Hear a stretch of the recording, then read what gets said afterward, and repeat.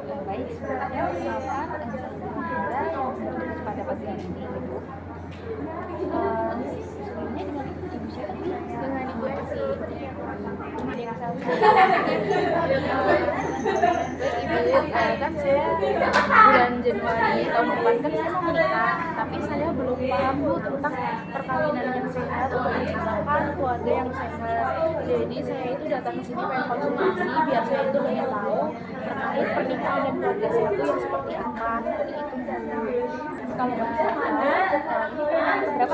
tahu, ini pernikahan berapa Bu? Ini pernikahan pertama saya Bu. Baik, pertama gini,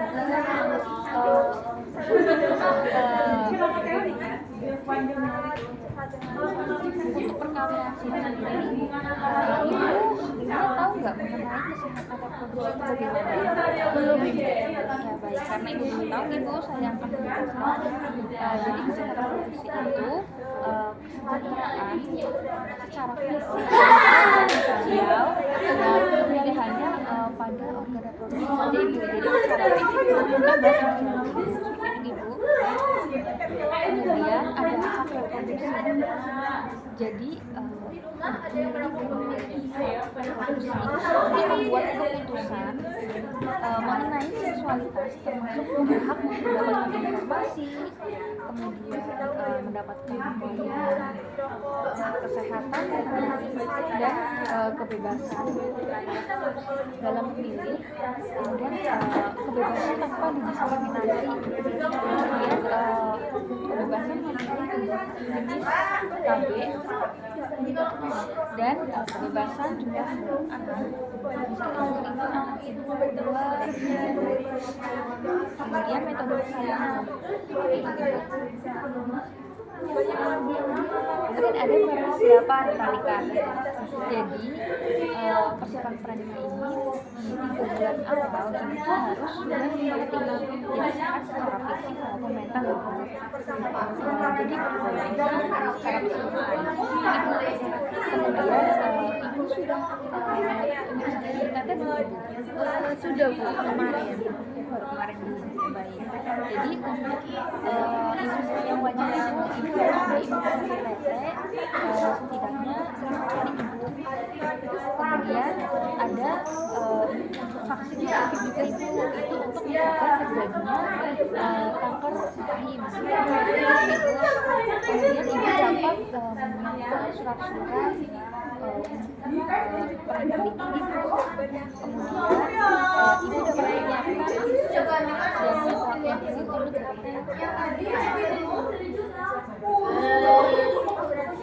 kemudian perencanaan kehamilan dan KB. Ibu dapat merencanakan kehamilan dan KB ini untuk kemajuan anak yang sedangkan membuat penurunan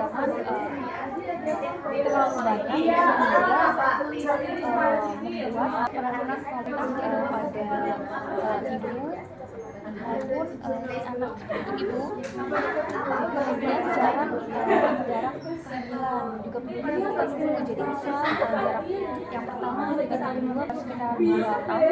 Jadi ketika ibu itu sudah kembali normal dan siap untuk hamil kembali seperti itu Ibu. Kemudian untuk juga Ibu dapat memilih Ibu secara normal ataupun secara sesar. Kemudian jenis KB Ibu dapat memilih dari KB hormonal maupun hormonal, mau jangka panjang maupun jangka pendek maupun inseminasi alami seperti itu Ibu. Namun yang saya sampaikan Ibu berKB itu sesuai kebutuhan Ibu, karena ada beberapa yang memiliki riwayat penyakit, ada sebaiknya dihindari seperti itu Ibu. Kemudian mencegah infertilitas. Ibu dapat menjaga gaya hidup sehat dengan tidak merokok Ibu, jangan merokok, lalu jangan mengonsumsi alkohol, kemudian mengatur pola hidup, pola makan seperti itu Ibu, lalu menjaga berat badan tetap ideal. Jadi tetap menyesuaikan diri jangan sampai terlalu rendah atau sampai obesitas seperti Ibu. Kondisi kesehatan itu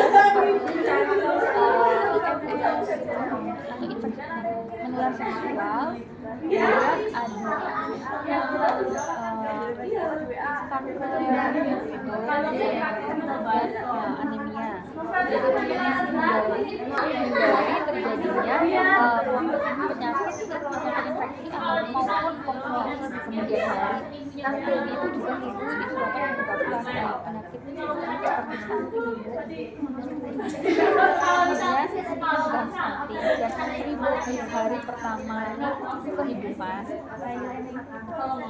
ibu dapat menjaganya mulai dari sekarang ibu cara ibu menjaga pola makan yang sehat, pola makan yang teratur, kemudian olahraga yang teratur, kemudian lalu ibu juga menghindari untuk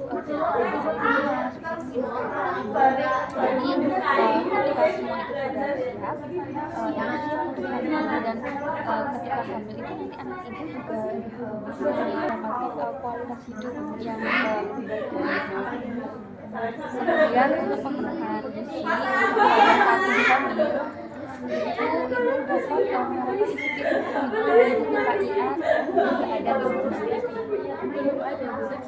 di saya mohon maaf jadi pemenuhan gizi dan hamil nanti ada isi piring ibu nanti per trimesternya ada sendiri nanti mungkin bisa kami jelaskan lagi ketika ibu sudah program hamil ibu. Kemudian ibu untuk mendapatkan ibu nanti mempunyai anak ibu. Nah, anak ibu itu mendapatkan imunisasi yang sehat, ada imunisasi yang bilang ibu, kemudian diberikan stimulasi agar perkembangan dan pertumbuhan anak itu optimal, jadi sesuai dengan usia, tidak kurang seperti ibu. Kemudian sanitasi atau kebersihan baik dari lingkungan rumah maupun lingkungan biasanya anak bermain kesana kemari ibu, jadi itu perlu diperhatikan agar anak tidak mengalami sakit atau bahkan infeksi. Kemudian untuk perkawinan sendiri ibu perlu menjaga menjalin hubungan yang baik, hubungan ibu dengan suami, dengan anak, dan dengan ibu untuk mencegah terjadinya KDRT dengan cara membangun komunikasi yang sehat, kemudian dengan cara saling menghargai, lalu komunikasi dengan baik ibu dengan itu, lalu kesetaraan gender agar tidak merasa salah satu pihak tidak merasa diskriminasi. Itu ibu dari yang saya berikan tadi, apakah ibu paham? Sudah paham Bu. Baik, karena ibu sudah paham, apakah ada yang ibu ingin tanyakan? Mungkin saya mau tanya terkait vaksin HPV ya Bu. Itu penting ya Bu? Itu penting ibu, jadi bersama hubungan suntik tete tadi itu HPV itu perlu dilakukan, apalagi itu kan nah itu untuk menghindari terjadinya kanker serviks ibu. Nah jadi itu tuh sebagai langkah awal kehamilan. Ada lagi yang ditanyakan ibu? Selanjutnya saya akan menjelaskan mengenai gagasan ibu. Tadi kan saya sudah menjelaskan ibu mengenai perkawinan sehat. Nah, di pemerintah ini kan kita menjalankan program yang bernama KB ibu. Nah, itu untuk mengatur jumlah dan jarak kehamilan yang sesuai. Selanjutnya kan ada persalinan ibu.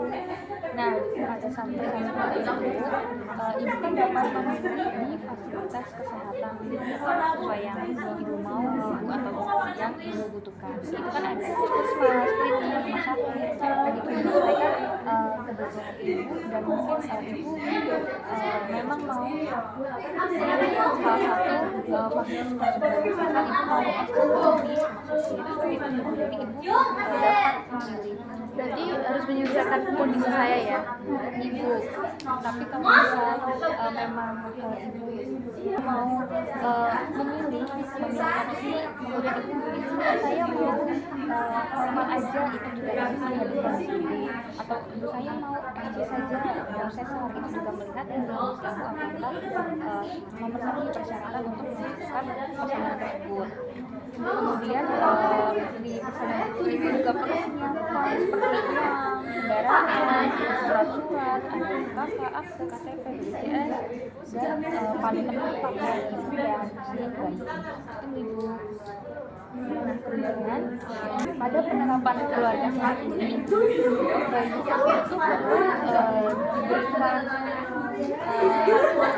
yang terbaik ibu. Nah, salah satunya itu seperti diberikan imunisasi. Ada dan lengkap ibu, ada HPV, ada BCG, ada polio, rotavir, dan lain-lain sebagainya ibu. Jadi harus terpenuhi imunisasi tersebut. Kemudian pemenuhan ASI eksklusif itu juga penting untuk menjaga bayi itu tetap sehat, terutama pada 1000 hari pertama kehidupan. Itu untuk menjaga imunitas tubuh di bayi dan juga agar si bayi ini mendapatkan nutrisi yang cukup dari ibu. Kemudian melakukan perimbangan hipostasio setiap bulannya. Kemudian untuk menjaga anak tetap sehat, ibu harus dapat menjaga kesehatan anak ibu ya, terutama dari penyakit-penyakit yang berbahaya seperti tuberkulosis itu ibu. Itu kan sangat berbahaya ibu, itu penyakit menular karena bakteria yang apalagi kan anak tidak memperhatikan kita lakukan imunisasi. Kemudian untuk ibu sendiri ibu dapat tetap mengendalikan kondisi kesehatan ibu, seperti salah satunya tekanan darah ibu. Walaupun ada kesehatan ibu juga penting,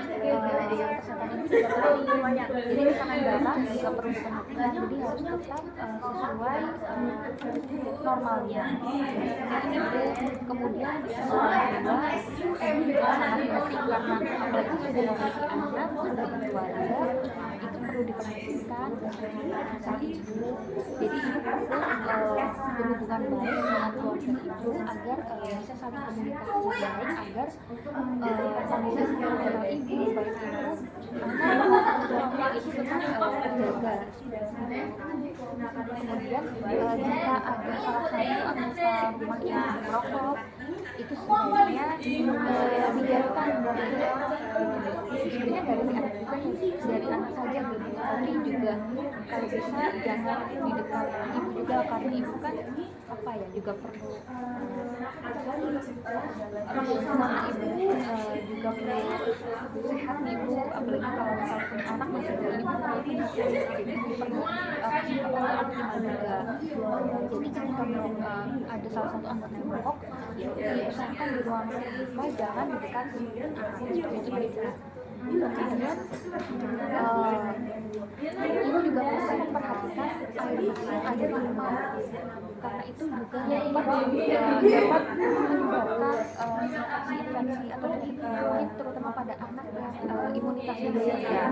Ibu kemudian ibu di rumah ada WC yang baik ya, karena sudah ada WC ibu jadi untuk penerapan buang air di situ ibu jadi tidak perlu konsultan yang terlalu rawan untuk penyebaran penyakit seperti itu. Ya lo masa ya saya mau BAB di sungai sih bu.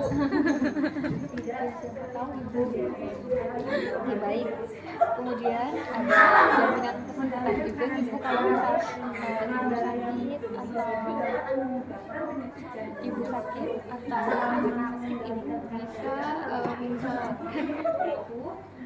menggunakan layanan program dari pemerintah yang menggunakan apa namanya seperti BPJS, di aplikasi JKN seperti itu ibu. Ya baik, karena ibu sudah gini bu, kan untuk menciptakan keluarga yang sehat. Tadi kan ibu menyampaikan terkait rokok ibu. Saya pribadi saya nggak merokok, cuman calon suami saya ini merokok. Nah, kan kita sering bareng ya bu ya. Apakah dari asap rokok itu bisa menyebabkan saya untuk berusaha hamil? Seperti baik ibu, karena ibu kan di sini kan mau menikah gitu. Nah ibu saya tadi saya kasih tahu tadi kan ibu harus menjaga kesehatan ibu selama 3 bulan sebelum menikah. Nah di situ ibu perlu menjaga kesehatan nggak hanya reproduksi, jadi keseluruhan dari tubuh ibu baik secara sosial, mental maupun fisik gitu ibu. Nah jadi ibu perlu menjaga untuk tidak terpapar rokok seperti itu. Jadi berusaha menjauh, apalagi calon suami ibu kan rokok itu diusahakan ibu memberitahukan pada calon ibu itu untuk mengurangi frekuensi rokok, lalu jangan memperhatikan ibu, kemudian mempersiapkan kehamilan yang sehat dan pernikahan yang sehat. Seperti itu ibu. Ya bu. Apakah ada yang mau ibu tanyakan lagi?